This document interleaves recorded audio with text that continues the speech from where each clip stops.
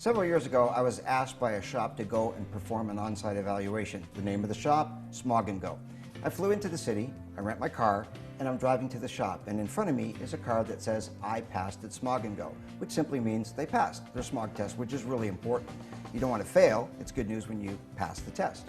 I'm turning around the corner, I'm behind another car, I passed at Smog and Go, and I'm looking, and I don't know, maybe 7 or 8% of all the vehicles that I saw had the license plates. So when I got to a shop, I said, you got to tell me about the plates. He said, it's really simple.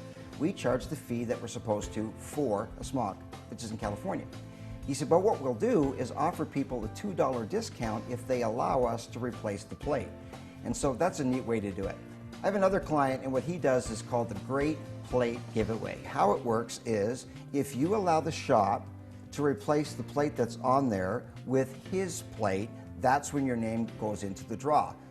And whoever wins a service at his shop and a restaurant certificate of their choice. I was in his shop one time and he had a list of all the people over the last 7 years that have won.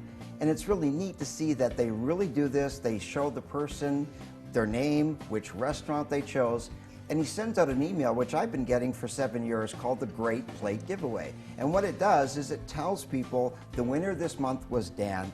He has a Mercedes-Benz, tells the year, make, and model. It has 265,000 miles on it. They maintain their vehicle really well, and they chose this particular restaurant to go to.